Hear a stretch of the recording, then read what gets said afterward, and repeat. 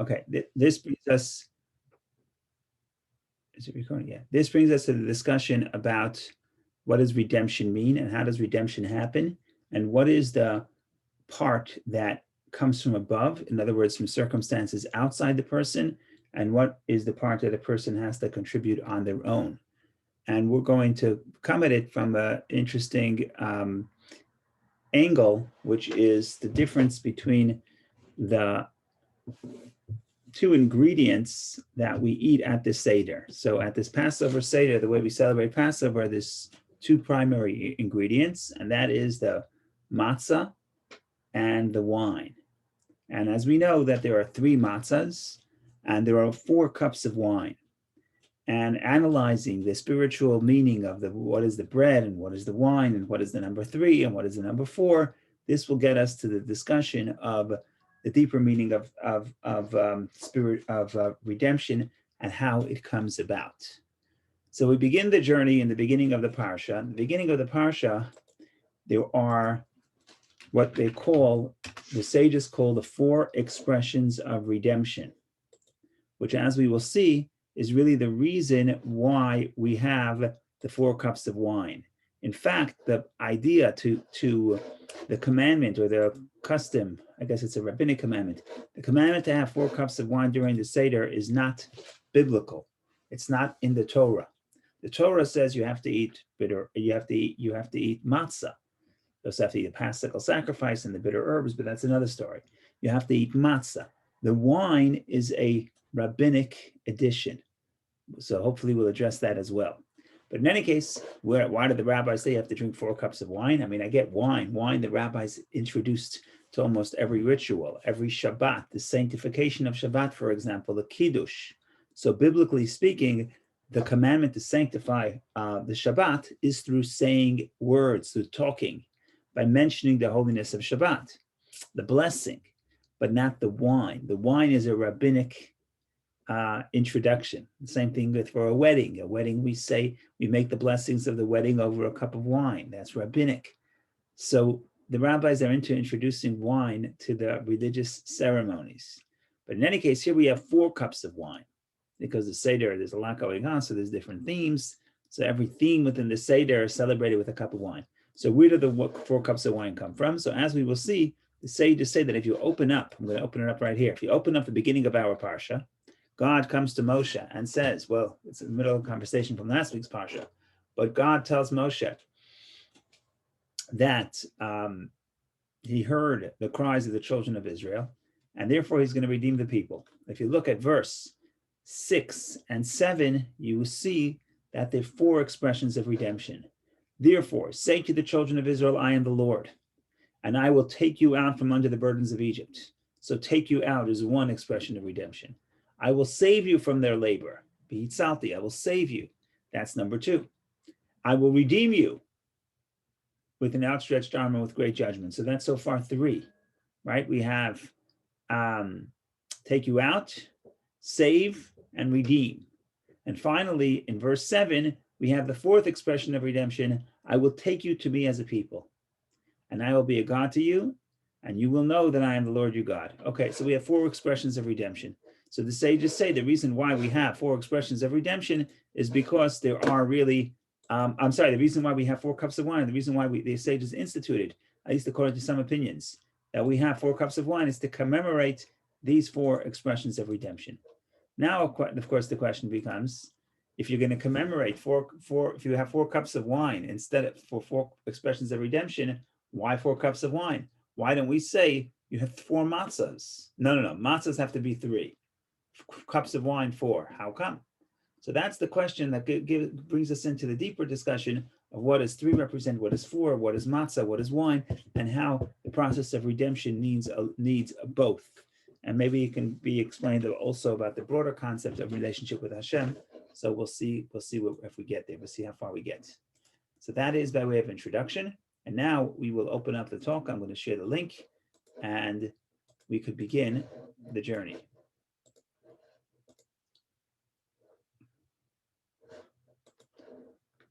So let's look at this.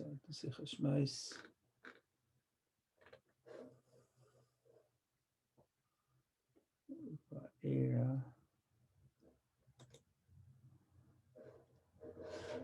so we have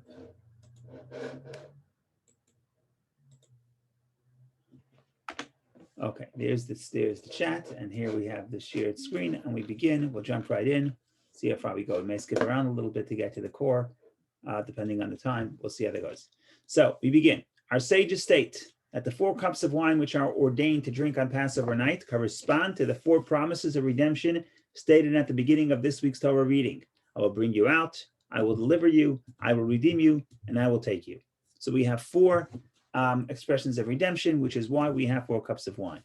Okay, there is a commentator on the Talmud, Ashkenazi commentator.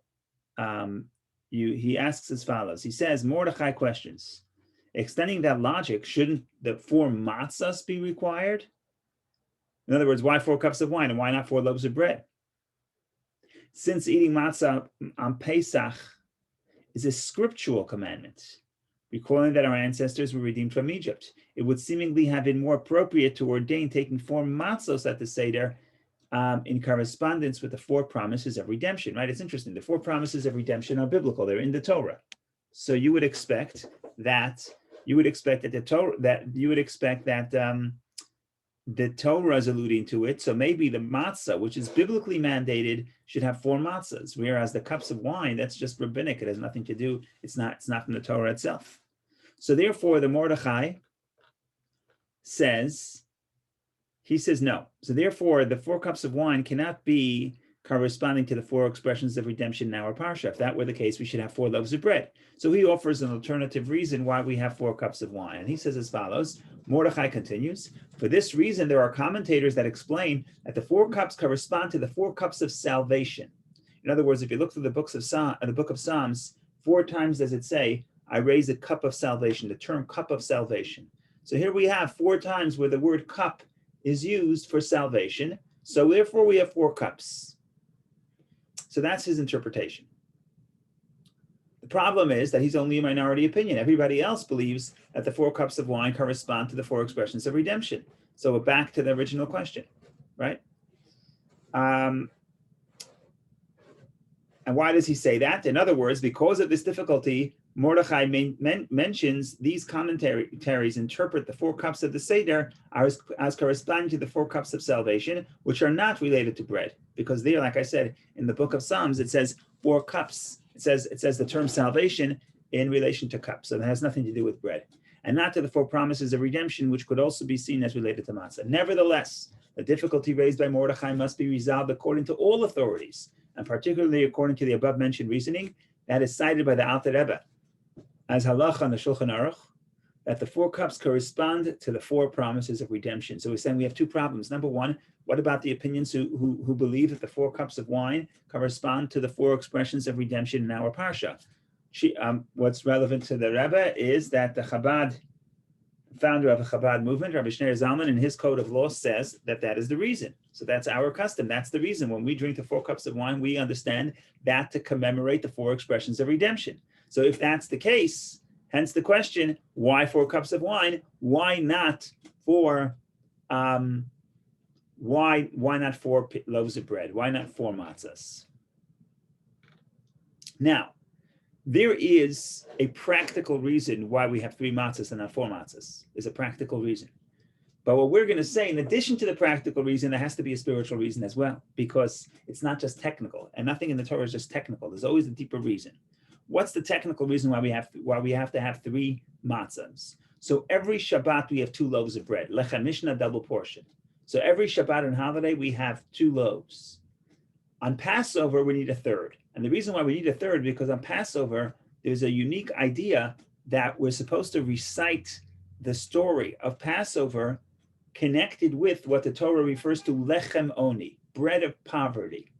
And the sages explain that when the Torah says you should eat bread of poverty, there's different interpretations. There's different interpretations what bread of poverty means, and they're all true.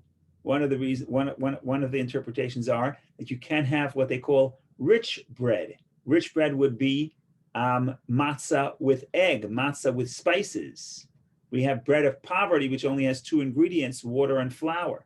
So that's one reason. But another interpretation is that the idea of bread of poverty means that we have to have a piece, not a full loaf, right? The Talmud says a poor person can't afford a whole loaf of bread, you'd have a piece. So therefore, when we recite the Seder, when we recite the story of Passover, we want to have a piece of matzah. That's why we break the middle matzah in two.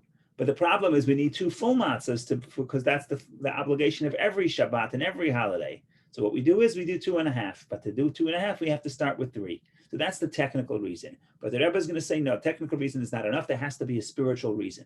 And therefore, what we're going to say is as follows. When you look at the redemption, there's one element of redemption that relates to number 3, and that's related to bread. And then there's another element of redemption that's related to number 4, and that's related to the cups of wine.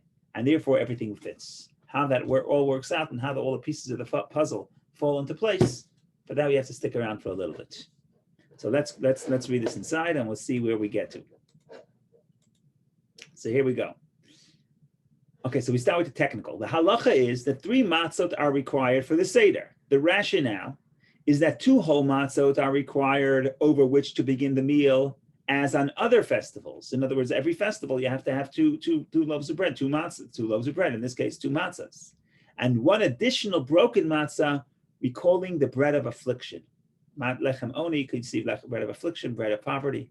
Alternatively, another reason is given by Mordechai, and the 3 matzot recall the 3 types of unleavened bread that accompany the Thanksgiving offering in the Beit HaMikdash. There's another reason, when you brought a Thanksgiving offering in the temple, you have to bring 3 categories of matzah, 3 types of bread of matzah, without getting into the details. There's a 4th one that was chametz, but without getting into that. So it covers, so the Mordechai says it has to do with the idea that Passover was celebrating a Thanksgiving, so there's 3 types of matzah. Okay. So that's the simple reason. But now we're going to go to the spiritual reason. To add a further point, every Torah concept is precise in all its aspects. Thus, it is logical to say that the number of matzot 3 does not merely result from an external factor. There's a technicality. You need 2 plus half, so you get 3 matzahs. That is not just the only reason why we have 3 matzahs, just because there's an external factor pushing us there.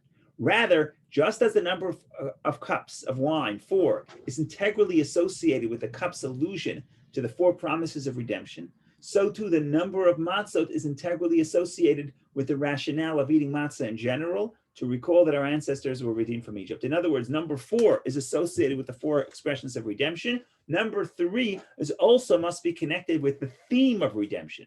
So now we're saying the reason why we have 3 matzahs is not a technicality. It's not because you need 2 full matzahs plus another half of matzah. That would be a fine reason, but that's too practical and technical. In addition to the practical and technical reason, we have to say that number 3 is also connected with redemption. And that gets us to our point. There's 2 elements of redemption. There's the element of redemption that's associated with 3, and that is connected to bread. And then there's the element of redemption that's connected to 4, and that's connected to the wine. And that's the basis of the thesis which the Rebbe is going to put out here this morning. Based on the above, it follows that there are 2 motifs involved in the redemption from Egypt. One motif associated with 3 elements. This aspect of redemption is expressed by eating matzah, which requires taking 3 matzot, and a second motif that is associated with 4 elements corresponding to the 4 promises of redemption, which is why our sages ordained us to drink 4 cups of wine. Ladies and gentlemen, this is why now we can get to the core of what exactly 3 represents, what 4 represents, what are the 2 stages of redemption. So we are at where we need to be able to begin. But again, the big idea here is, even as an introduction, when we do something in Judaism, everything is precise. And if we have a reason why we take number 3 matzahs, it's not just because it's a technicality. We happen to need 3 pieces of bread, right? So it's not only utilitarian. It's not just because we need it. Rather, there's also a spiritual reason. And number 3 is part of a critical motif within redemption. There is, however, a part of redemption that corresponds to number 4, as we will begin to unpack just about now. Any questions or comments, please share. Otherwise, we continue. Okay. Back to the books.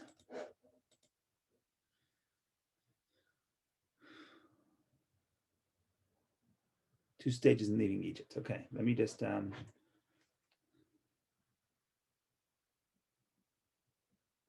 okay, it is possible to offer the following explanation as to why the number 3 is associated with the matzahs and the number 4 with the cups of wine.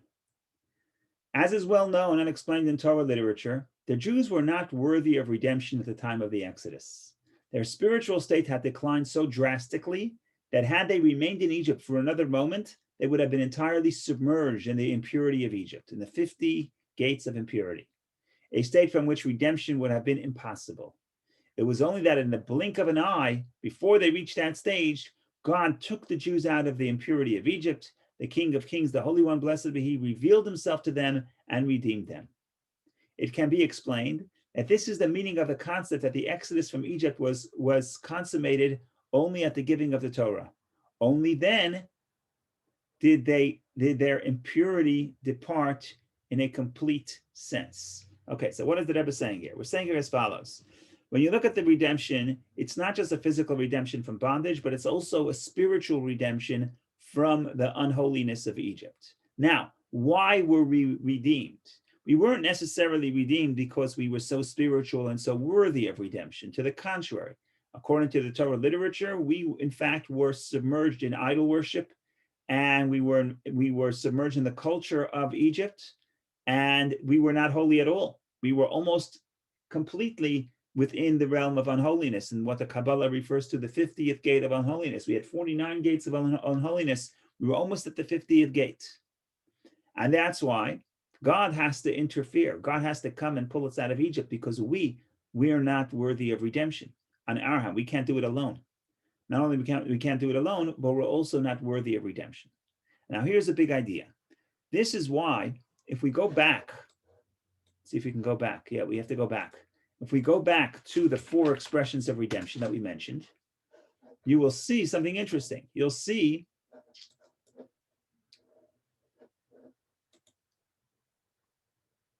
if we go back to the 4 expressions of redemption in verse 6 and 7, you will see that the first 3 are in verse 6, and the 4th is in verse 7. So what is the first 3? I am the Lord, and I will take you out from under the burdens of the Egyptians. I will save you from their labor, and I will redeem you with an outstretched arm and a great judgments. Wonderful. God will take us out of Egypt. 3 expressions of redemption in verse 6 that describe the exodus from Egypt. Okay. Now there's verse 7. Why do I need a 4th expression, and why is it in its own verse? And I will take you to me as a people. Verse 7, I will take you to me as a people, is considered the 4th expression. Now, when does God take us to Him as a people? Did that happen at the Exodus? The answer is no. That happened not at the Exodus. That happened 49 days later. That happened on the 50th day at the giving of the Torah. In other words, part of the 4 expressions of redemption include the experience of receiving the Torah at Sinai. Maybe that's why verse 6 and 7 is separate. First 3 expressions of redemption represent leaving Egypt, and the fourth expression in verse 7 represents receiving the Torah. Now, why is receiving the Torah part of the expressions of redemption? It seems like a totally different holiday. It's a separate holiday with a separate theme. So we say no. We say we don't really leave Egypt. We don't really leave the impurity of Egypt until we attain the purity at Mount Sinai, until we accept the Torah. So that's what we're saying here. We're saying when God took us out, we were not necessarily worthy. We were still immersed in impurity. When is the redemption complete? Which is why verse 7 is part of the 4 expressions of redemption, because the redemption is not complete until you get the Torah, until you internalize the holiness of the Torah. So that's what we're about to say right now. This concept is also reflected in the 4 promises of redemption. The 4th and last of these promises, I will take you to myself as a people, is referring to and was fulfilled through the giving of the Torah, right? When does God take us to Him as a people? At the giving of the Torah. The purpose and consummation of the exodus from Egypt was for the Jews to depart entirely from the impurity of Egypt.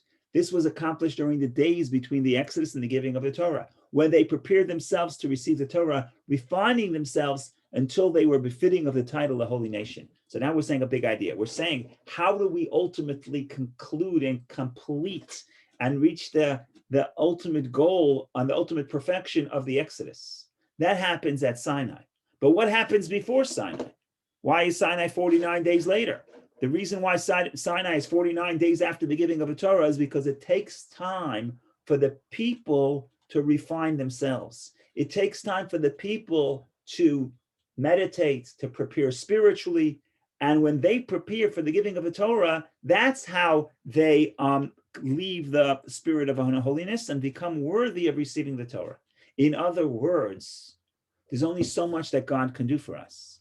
God could take us out of Egypt, but ultimately, if we want to rid ourselves of the impurity within ourselves, following the redemption that God does for us, it requires 49 days of our own labor to be worthy of receiving the Torah. And only when we receive the Torah is the redemption complete.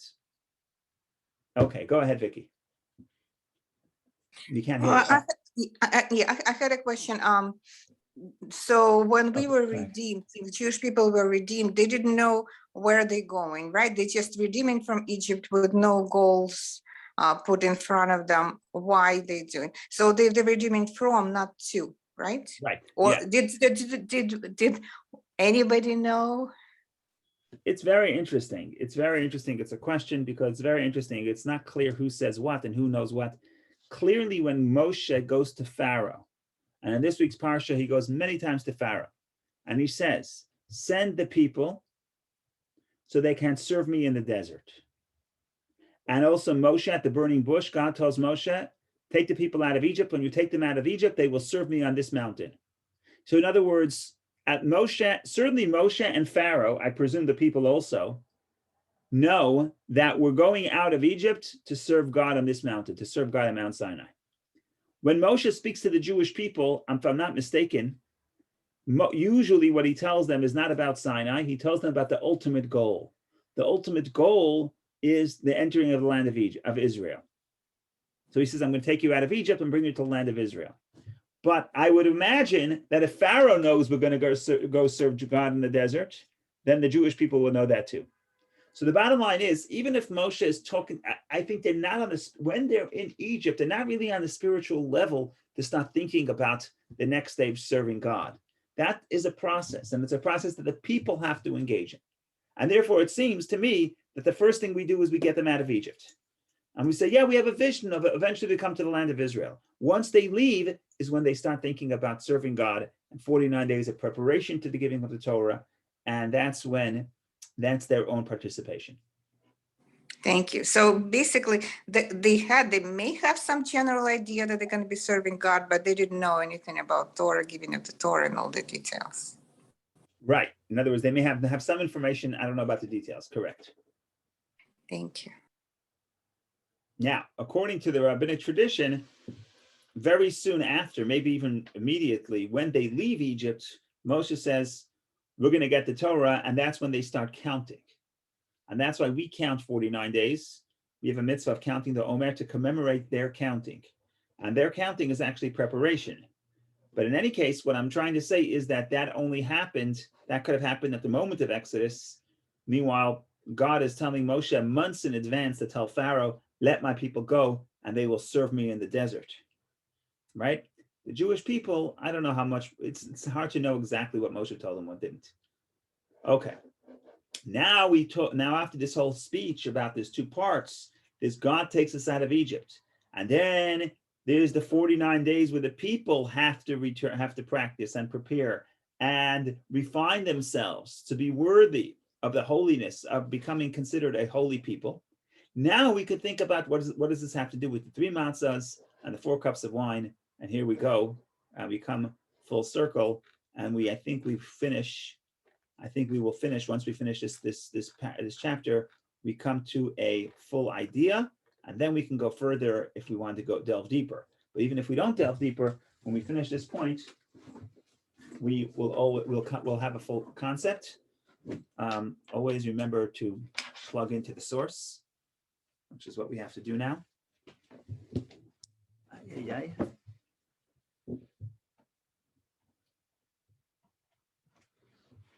Okay.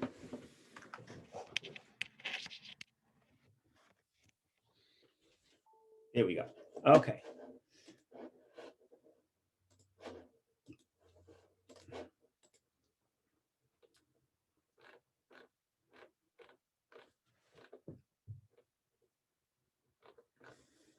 On this basis, a distinction can be made between the matzahs and the 4 cups of wine. Matzah emphasizes the dimension of the redemption from Egypt that came about not so much as a result of the divine service of the Jewish people, but rather as a divine initiative. In other words, what does matzah represent? What we did? No, matzah has nothing to do with what we did. Matzah represents the fact that we actually were quite passive.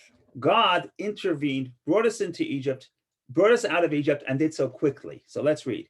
Where do you see that theme is within the theme of the matzah? This is implied by the wording of the Haggadah. The matzah that we eat, what is the reason? Because the dough of our ancestors did not have time to rise before the King of Kings, the Holy One, blessed be He, revealed Himself to them and redeemed them. Matzah is thus connected with God's haste to bring about the redemption. He hurried to take the Jews out of the impurity of Egypt to the extent that the dough of our ancestors did not have time to rise before He redeemed us. If you say matzah represents the haste and the rush, but not our rush, the rush of God to get us out, I think it emphasizes 2 points. First of all, we didn't leave because of our plans. If we had plans to leave, if we're leaving based on our own plans, we would have prepared earlier. We would start making bagels earlier, packing sandwiches earlier, right? So the idea that it's with haste represents that we rushed out because that's when God showed up to take us out. But it also, I don't think, it doesn't say so explicitly here, but I think what part of the issue here is that why does God have to rush us out? So that's what we alluded to earlier, because if we stay too long, we're not going to want to leave. So the whole haste business represents that it's not our initiative to leave. He comes, He takes us out quickly because He doesn't want us getting stuck. Therefore, it is necessary that matzah be poor man's bread.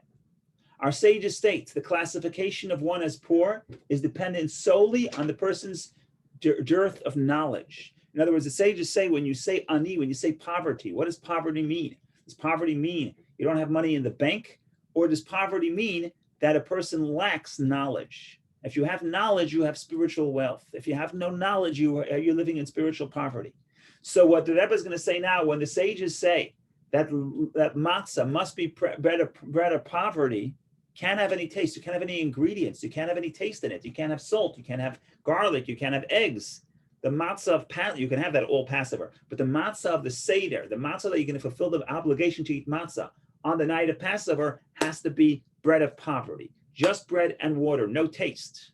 What does that mean spiritually? Not just no taste because you can't afford to buy the eggs, but you have no knowledge. In other words, your redemption is not coming about because your own awareness, right? So poor man's bread alludes to a state of poverty regarding holiness and purity.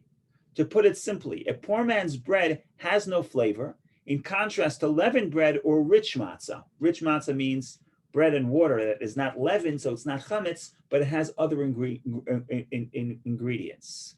So flavor alludes to a matter that brings a person pleasure, be it the intellectual pleasure of understanding and comprehending a concept or positive or energizing emotions. Since the redemption from the impurity of Egypt came from above without spiritual preparation on the part of the Jews, it lacked flavor for them.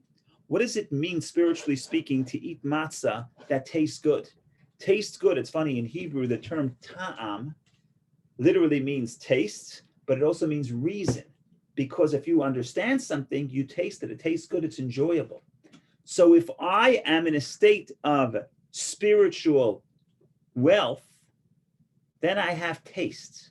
Then I serve God and I do the right thing because I enjoy it, because I understand why I'm doing it.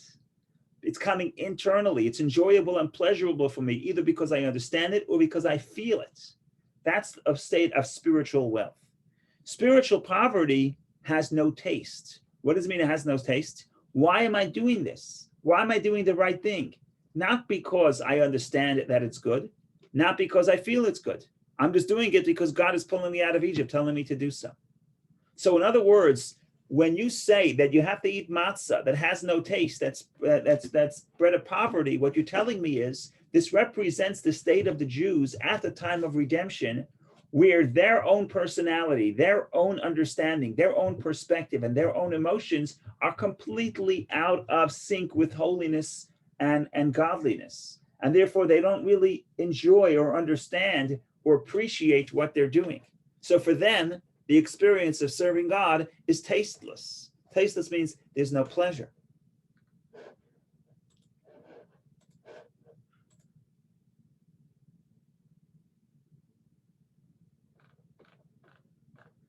We were slaves to Pharaoh in Egypt, and a slave prefers a lack of restraints. That is a quote from the Talmud, I think. Yeah, Gittin Talmud. What does the slave want? A slave wants freedom. In other words, he doesn't want to be limited. In the spiritual sense, this means that in Egypt, the Jews were unable to appreciate the deeper pleasures that come from godliness. So they don't want to do it. Even on and after the 15th of Nisan, when the Jews were redeemed, some of the evil and impurity of Egypt remained a part of their being. Therefore, the people fled Egypt. Right? This is another theme. We have to escape Egypt. Why do we escape Egypt? Because they were afraid to remain there, lest tarrying caused this evil to surface. Thus, their departure from evil follows the pattern of iskafia, subduing, rather than being free from their inner evil, motivated by Kabbalat Ol, which means the acceptance of the yoke of God. What are we saying here? We're saying here a very interesting concept, because this is a big question about the whole story of redemption. Time and again within the story of redemption, you see the people escape, they rush out. And the question is, they could have came to Pharaoh and say, let us leave Egypt, and we're never planning on coming back. And if you don't let us go, God is going to bring the plague of the firstborn, which will kill all your firstborn, including you. And Pharaoh would have agreed. Instead, the Jewish people don't tell that to Pharaoh. They tell Pharaoh, oh, we're leaving for 3 days, we'll come back in 3 days. And therefore, as the Torah describes it, the Jewish people never left Egypt. The Jewish people escaped Egypt. So why that is, there are many interpretations, psychological and spiritual, all kinds of interpretations. But the interpretation that we're going to focus on right now is that we have to escape Egypt. We're not escaping the Pharaoh. We're escaping the negativity within ourselves. So when we have an opportunity to leave Egypt, we have to say we're running away. We're running away because there's some evil within ourselves that's still pushing us to be drawn to the negativity. And therefore, we have to work hard to run to the other direction. So what does that emphasize? That emphasizes that we were not yet transformed. When we leave Egypt, it's just the beginning of the process. It's not the end of the process. So how does this help us? How does this tie into the 3 and to the 4? So before we get that, that's the idea of the matzah. Matzah has no bread. Matzah has no taste. Wine, by contrast, has flavor and taste. It motivates a person who drinks it to sing. That's what the sages say. Thus, the sages say, song is only recited over wine. So when a person drinks wine, first of all, it has flavor, it has taste. It also brings out joy, internal joy. At the Seder, wine serves as a recollection of redemption and freedom, highlighting the state of that the Jews ultimately reached when they achieved through their own divine service and within their own beings redemption from the evil of Egypt. So wine is a whole different thing than the bread. The bread represents the state we were at the moment of redemption. We have no taste, we have no pleasure, we have no understanding in the service of God. Why are we following God? Because we're trying to run away from the evil within ourselves, but we have not been transformed. We are not attracted necessarily to the idea of serving God. Maybe that's why God didn't highlight it to the Jewish people, because they wouldn't want it, maybe, right? What does wine represent? Wine represents not the state of the Jewish people at the moment of redemption, which was very low. They were not internally free. They were being freed only as an act of God. God was pulling them out of their internal bondage and their internal subjugation to unholiness. Wine represents the end of the goal, the end of the story. The end of the story, ultimately, we're going to reach a state of inner freedom. Ultimately, we'll see that when we get to Torah, we reach a state where we can enjoy the taste. We can enjoy the pleasure of coming close to God. Because ultimately, we actually are redeemed from the negativity of Egypt. Okay, so now we understand the difference between bread and the wine. The bread has no taste because that highlights our state at the moment of redemption.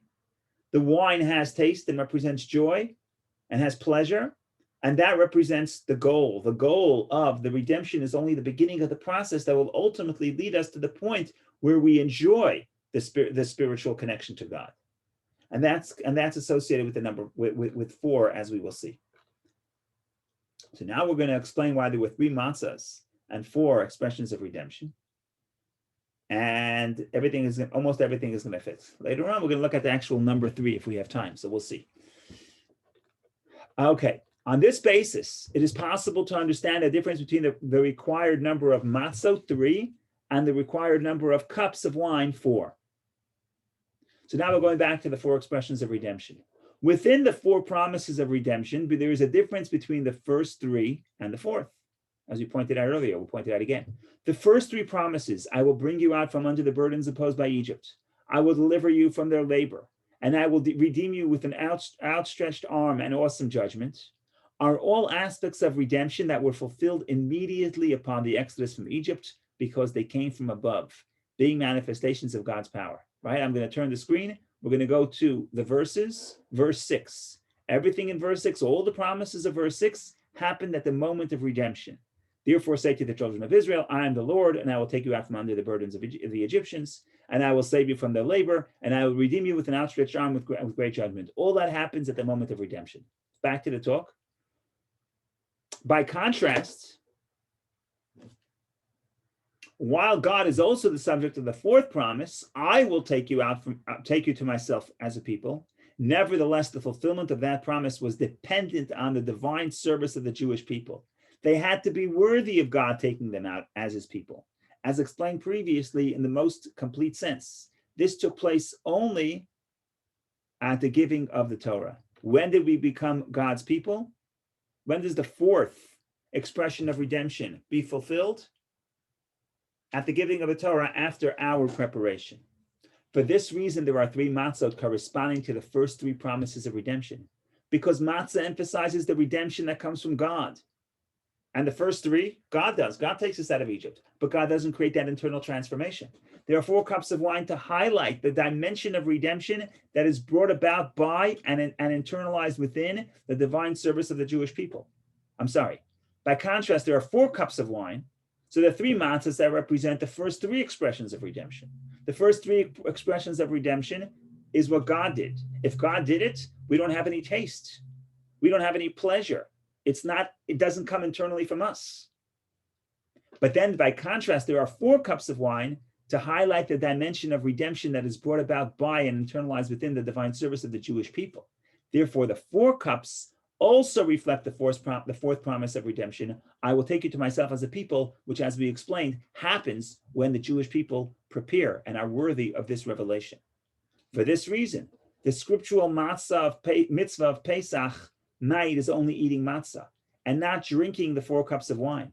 The reason is that at the exodus from Egypt, commemorating Pesach night, only the first 3 aspects of redemption, i.e. the redemption as it comes from above, were expressed.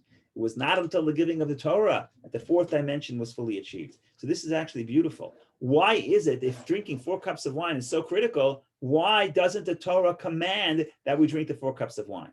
What's the answer? The answer is because at Passover, at the moment of Passover, we didn't have the 4th dimension. We only had the first 3 dimensions. We only had the level of redemption that comes from above. The sages, however, say, understand, drink 4 cups of wine, because you have to realize that the Passover Seder is not the end of the story. It's not the end of the journey. It's the beginning of the journey. And the ultimate goal is to reach the 4th level. The ultimate goal is to reach the 4th level, which is the giving of a Torah. But in the language we're using here, the ultimate goal is to enjoy and to have pleasure from the process of connecting to holiness and spirituality and being spiritually free. So at the Exodus, we were not on that level, and therefore God doesn't say you have to drink 4 cups of wine. You don't have to commemorate the fourth expression of redemption, because the 4th expression of redemption did not happen yet. But the sages say you have to. The sages introduce this, and they say, look, we should be cognizant of the ultimate goal, which is going to happen over the next 49 days. And the ultimate goal is that we should actually internalize the redemption.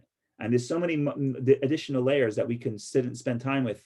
I don't know if we'll have time to do all of them, but maybe we'll do one more, fathers and mothers. because the fathers and mothers is the same theme. You have 3 fathers and 4 mothers. Again, that wasn't an accident. That's just the way how many fathers and mothers we had. This all internalizes what the spiritual service of the fathers and the mothers are. So maybe we'll do that as well. But even before we go there, just to summarize, because I think up to the first 4 chapters is sort of a full idea here, is that when you think about redemption, we like to think about what external circumstances will do for us, what God will do for us, right? But what the Hasidic insight is telling us is that that's just the first step of redemption. Nobody can take you out of exile. Someone can remove the bondage, but for you to really achieve spiritual freedom, that has to come from within. Nobody else can release you. Someone else can let you out of prison, but nobody else could make you internally and spiritually free. For that takes your own effort and your own requirement. Your own effort is required. And that is represented by the 4th cup, which follows 49 days of intense inner spiritual labor to be able to connect to the spiritual holiness of the Torah. And that's when I'm internally free. In other words, usually when I have a problem, when I have something bothering me, I'm waiting for the external universe to solve it, for God, for environment, for somebody else to come and redeem me. Ultimately, what we're saying is that's the first step. But after that, that's the 3 matzos, where you have no taste. You don't have any connection, internal connection. The redemption is coming from outside of you. But after that, that's only the beginning. After that, you have to labor to connect to something spiritual, to get the taste, to get the pleasure. And when you do that, you are fully and spiritually free. So this is a big idea. This has many ramifications.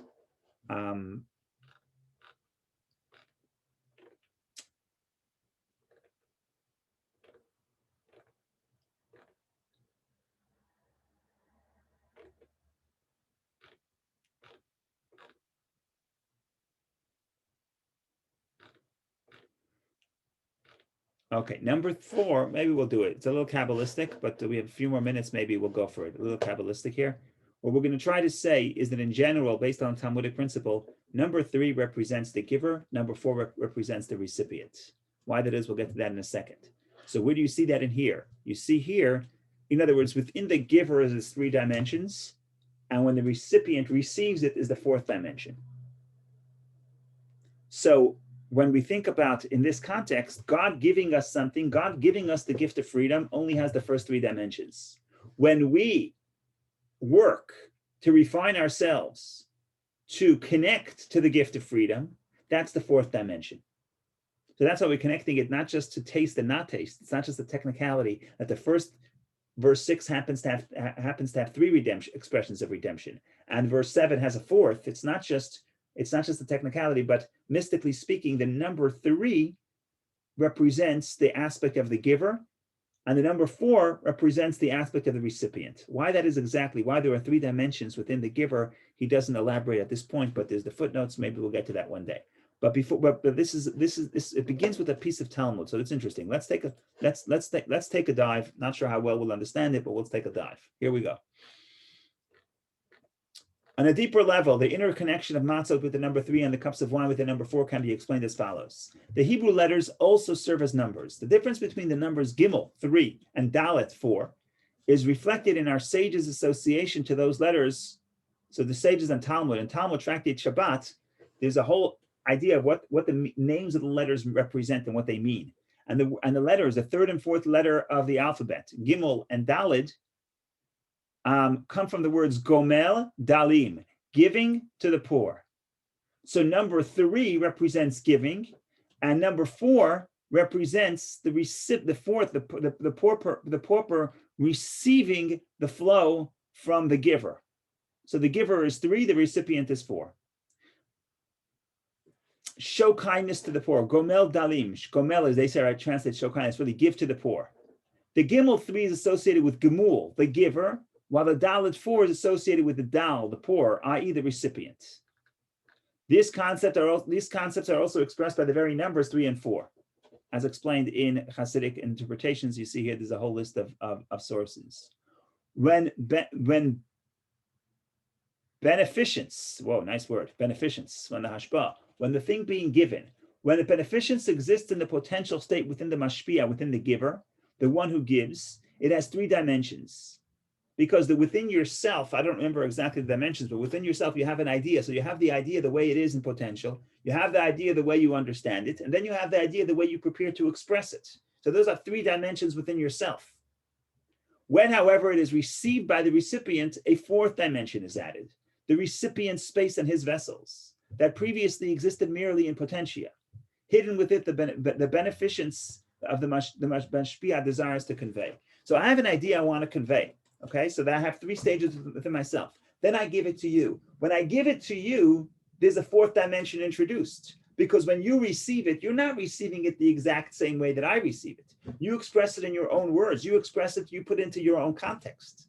So even if I have an idea that is originated, it's my idea, but when I impart it to you, now there's a fourth dimension. Now there's a new dimension.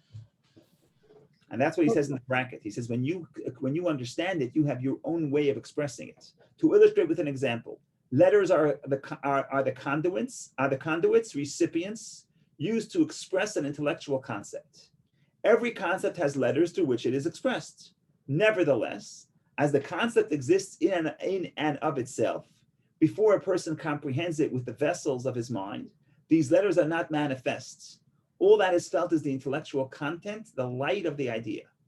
When, by contrast, the concept is comprehended within a person's capacity for understanding, these letters become revealed and manifest, i.e., he has the means to explain it to himself and to others. So I'm not sure exactly what this bracket is saying, but it seems to be saying what this illustration is saying. In the Hebrew, it's in a bracket, as you see, in the original. What we're saying here is like this. Within your own mind, you have the idea, when you have an idea that doesn't have letters. What does it mean it has no letters? We think with letters. But when we think of the idea in its pure sense, we're not thinking about what are the right words we're going to use to convey it. And then later, the idea, which was more abstract within yourself, you have to form words, which will be your choice of words to how you're going to express it to the other person. So that just shows the process of within the giver, how there are different stages of the process of giving. And ultimately, when you'll get to the fourth level is how the recipient receives it. And once you say it to the recipient, they have their own dimension. And that's the fourth dimension. Now, I thought this was interesting that we're going to get to. That's why there are 3 fathers and 4 mothers.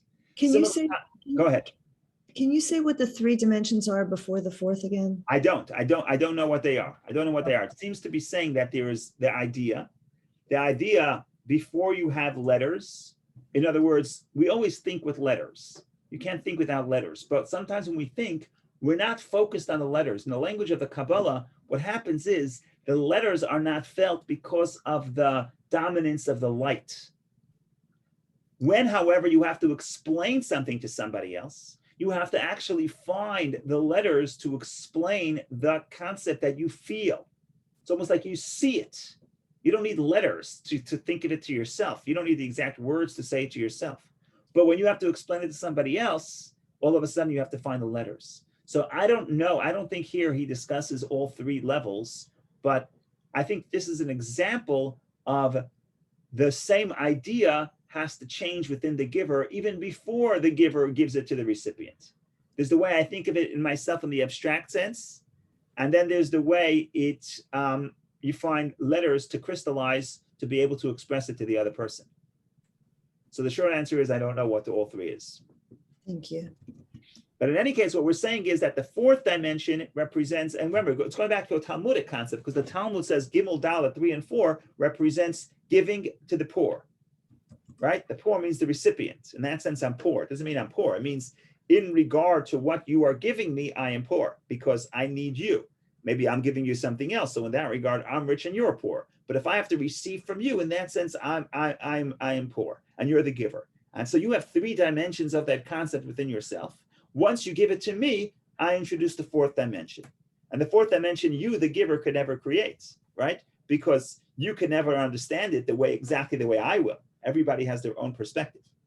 Now this explains also, as we will see, why there are 3 patriarchs and 4 matriarchs. This ties to what we said in the beginning. In Judaism, nothing is just technical. It's not that we have 4 matriarchs because it happened to be that Jacob married 2 sisters. So we have 4, 3 fathers and 4 mothers. No, everything is true in a spiritual sense. And therefore, the service of the fathers and the service of the mothers is different. What they represent is different. And therefore, there are 3 fathers and 4 mothers. Here we go. Similar concepts can be used to clarify one of the explanations of the differences between our people's patriarchs and matriarchs, that there are 3 patriarchs and 4 matriarchs. Okay, this is going to be fun. Here we go. The titles patriarchs and matriarchs, literally fathers and mothers, result from the influence they convey. In other words, why they have fathers and mothers? Because they create something. They convey some influence, spiritual influence. In this sense, i.e. their conception of sons and daughters. Among the differences in what each conveys is that in the contribution of the father, the sperm, the limbs of the child exist in a very hidden state. By contrast, the mother brings the hidden potential into revelation by giving birth to a fully developed child with all its limbs. From the perspective of the father, the mashpia, the giver, the one who's giving the seed, the ultimate outcome of this contribution, the child, is not in a revealed form. The revelation of his contribution in conceiving the child, in actual fact, takes place within the vessels of the recipient, the mother, who brings the revelation about. Therefore, there are 3 patriarchs. This underscores that from the giver's, patriarch's perspective, and within him, them, the input is structured in 3 elements, as mentioned previously. Conversely, from the recipient's, matriarch's perspective, the 4th element is added. So what we're saying here is like this. When you think about 3, father is the giver, mother is the recipient, at least in the biological context. And from the perspective of the giver, you're going to have 3. From the perspective of the recipient, you're going to have 4. And this is, let's see if we have time to get there.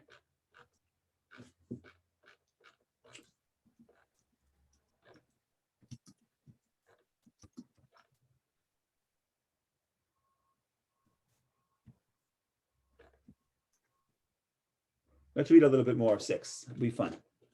Hopefully I'll finish by 11:05. Similar concepts apply regarding the exodus from Egypt. As the redemption from Egypt came about from above, it included in potential the complete redemption, including the aspects of redemption that were actually manifest later by the giving of the Torah. However, at the time of the exodus, the latter aspect existed only in a hidden state. This is also reflected in one of the differences between the eating 3 matzot and drinking 4 cups of wine. The remembrance of redemption and freedom prescribed by the written law, the discipline of your father, the perspective of the giver, emphasizes the redemption as seen by God, as it were. Therefore, it is commemorated by A, eating matzah, and B, specifically by eating 3 matzot. Since 3 reflects the structure of the influence as it is included within the giver, as explained previously.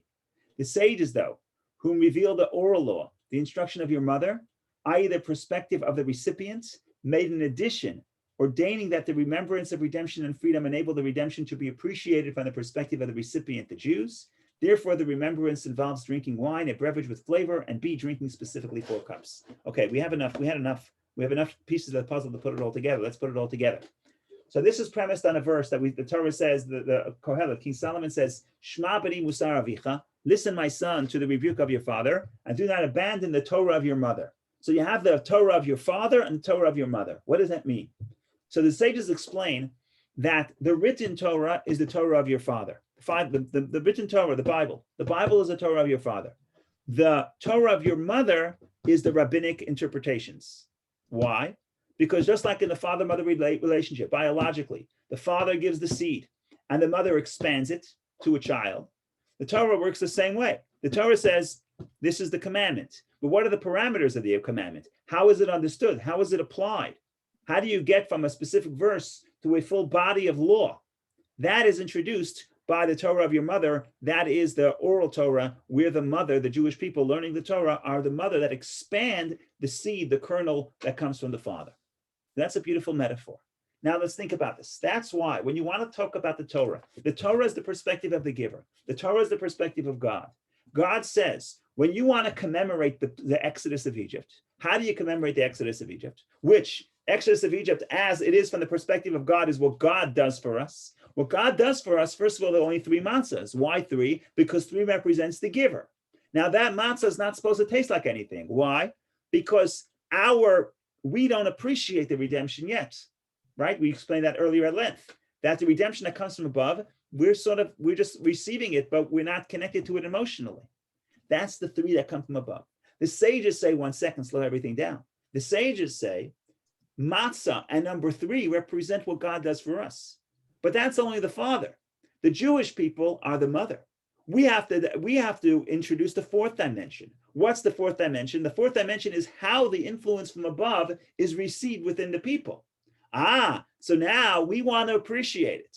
We want to enjoy it. So therefore, since it's our perspective, the sages say we have to drink 4 cups of wine, and the wine has to be tasty. Why does the wine have to be tasty?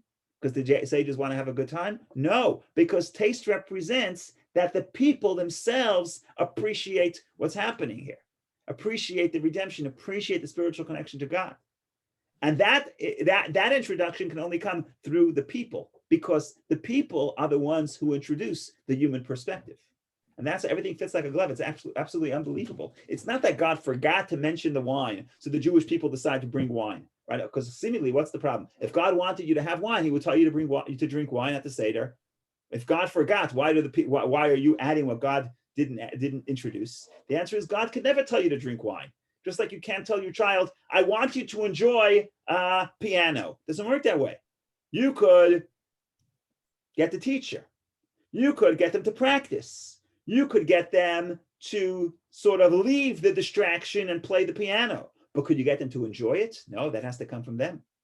That has to come from them developing a taste. And that's what's happening with the Seder. The spiritual redemption of Egypt comes in 2 stages. There's what God does for us, and that's wonderful. But ultimately, what God does for us is tasteless. Tasteless means we don't enjoy it necessarily. God cannot make us enjoy anything. For us to be spiritually free, we, the people, add the 4th dimension.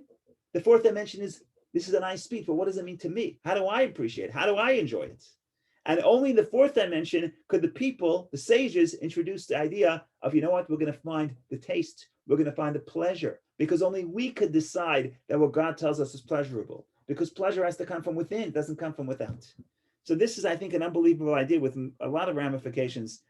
We could really sit here all day and elaborate and dissect, but I think it's at least enough to get us food for thought, or to follow the pun, not just food for thought, but wine for pleasure. We have food for thought, that's the food, that's the 3, and then we have the wine, the pleasure, and together we can reach redemption. It's a partnership. It's what God does for you, but then what you have to add, right? Some people say, I have been oppressed. I'm not free. I need the oppressor to stop oppressing me. That's true, but that's not the whole story. There's also what I have to do once the oppressor is gone. What am I going to do to connect to the values that I want to connect to? And that takes work and that takes effort. And the redemption can happen in a second. But what follows, the hard work that follows, takes 49 days, which is far longer, right? Can we tune into what God is telling us? Okay, that requires a drink with taste. That requires a l'chaim. So here we go. L'chaim, cheers. Also, so thank you so much for joining. I'm going to stop the recording just to give a